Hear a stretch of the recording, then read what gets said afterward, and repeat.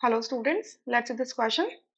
The question says, for the reaction N2 gas plus 3H2 gas giving you 2NH3 gas, equilibrium constant Kc is equals to concentration of NH3 का whole square divided by concentration of N2 multiply concentration of H2 का cube.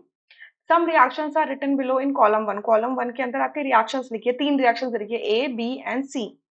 And there equilibrium constant in terms of KC in column 2. और column 2 के अंदर जो reactions है A B C, इनके लिए equilibrium constants दे रखे हैं इन टर्म्स ऑफ केसी. ठीक है, इस केसी के टर्म्स में दे रखे हैं. कह रहे हैं match the following reactions with the corresponding equilibrium constant. Correct match आपको फाइंड आउट करना है कॉरस्पॉन्डिंग रिएक्शंस के लिए.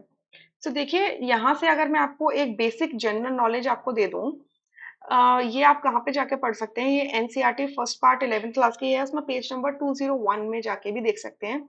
वहां पर एक टेबल बनाया हुआ है, टेबल 7.4. वो वहां पर भी इस तरीके से लिखा हुआ है that A plus B B, अगर इस तरीके से एक रिएक्शन हो रही है, ठीक है, इक्विलिब्रियम रिएक्शन है सी सी प्लस डी डी, तो इस केस में आपका इक्विलिब्रियम कांस्टेंट के सी क्या होता है, मतलब इक्विलिब्रियम कांस्टेंट के सी कहलाता है.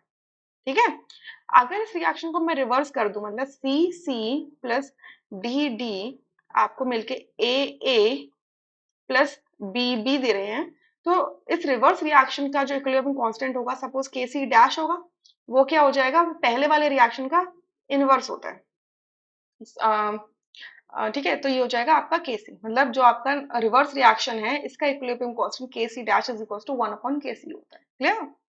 अच्छा, ये एक रिलेशनशिप हुआ. दूसरा रिलेशन क्या है, आपका जो फर्स्ट रिएक्शन है इसको अगर मैं किसी एक कॉमन नंबर से क्या कर दूं, मल्टीप्लाई कर दूं. लेट्स से कि वो कॉमन नंबर आपका n है, सो n से मल्टीप्लाई करेंगे तो ये हो जाएगा n A plus n B B giving you n C C plus n D D.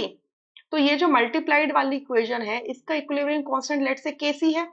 ठीक है, केसी है, केसी डबल डैश है. ठीक है, it is going to be equal to KC की पावर एन. ये केसी की पावर क्या हो जाएगा, एन हो जाएगा. क्लियर? तो इसी तरीके से अगर हम अपनी ये जो रिएक्शंस है इनको देखेंगे, इसी तरीके से अपनी रिएक्शंस देखेंगे, हमें क्या दिया है, नाइट्रोजन प्लस हाइड्रोजन गैस का कॉम्बिनेशन से अमोनिया गैस मिल रही है. और अगर आप चारों रिएक्शंस, 3 रिएक्शंस देखेंगे जो कॉलम 1 में, उसमें भी नाइट्रोजन, हाइड्रोजन और अमोनिया गैस इन्वॉल्व हो रखी है. ठीक है, सो अगर हमारी ये रिएक्शन है और इस रिएक्शन का केसी ये है, सो अगर आपने ए रिएक्शन देखो, ए रिएक्शन में आप क्या कर रहे हो, जो आपकी गिवन रिएक्शन है, ये आपकी गिवन जो रिएक्शन है, गिवन रिएक्शन को 2 से मल्टीप्लाई कर दो तो क्या हो जाएगा, 2n2 हो जाएगा, 3h2 सॉरी 6h2 हो जाएगा और 4n3 हो जाएगा. तो अगर मैं किसी कॉमन नंबर से मल्टीप्लाई कर रही हूँ तो क्या होगा, इसका न्यू केसी क्या बन जाएगा, जो ए है इसके लिए न्यू केसी क्या हो जाएगा, इसका न्यू केसी डैश बोल दीजिए, ये क्या हो जाएगा, आपके पुराने वाले केसी का स्क्वायर हो जाएगा. तो ये क्या हो जाएगा, केसी का स्क्वायर, क्योंकि आपने 2 से मल्टीप्लाई किया है आपने ए इक्वेशन को. सो केसी स्क्वायर हो जाएगा, यानी कि ए का क्या होगा, 4 होगा.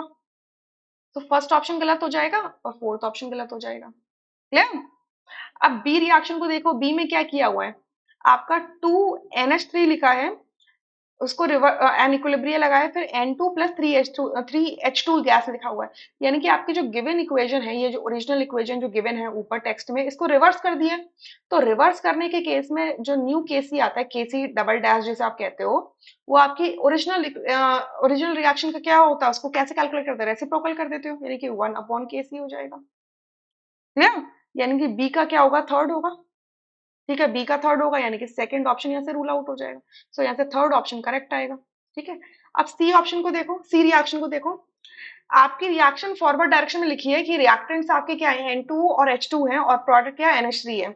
बट आपने क्या किया है, इस ओरिजिनल रिएक्शन को हाफ से मल्टीप्लाई कर दिया है. सो 1/2 N2 प्लस 3/2 H2 प्लस आपने NH3 को भी हाफ से मल्टीप्लाई करोगे तो 2/2 क्या होगा, 1 हो जाएगा. तो यानी कि सी रिएक्शन के लिए जो KC ट्रिपल डैश होगा वो क्या होगा, KC का पावर 1/2 हो जाएगा. इस बार हमने कॉमन नंबर क्या लिया, जैसे मल्टीप्लाई किया 1/2 लिया, सो KC की पावर 1/2 हो जाएगा. यानी कि C का क्या होगा, 2 होगा. तो आप देख रहे हो यहाँ पे C का 2 है, यानी कि थर्ड ऑप्शन यहाँ से करेक्ट होगा, rest options would be incorrect. I hope you understood. मैंने आपको इसका रेफरेंस भी दे दिया है और आपको ओरिजिनल जो लिखा हुआ है वो भी लिख के दे दिया है. सो यहाँ से आप समझ चुके होंगे कि इसका ऑप्शन थर्ड करेक्ट है, rest are incorrect. I hope you understood this question. Thank you.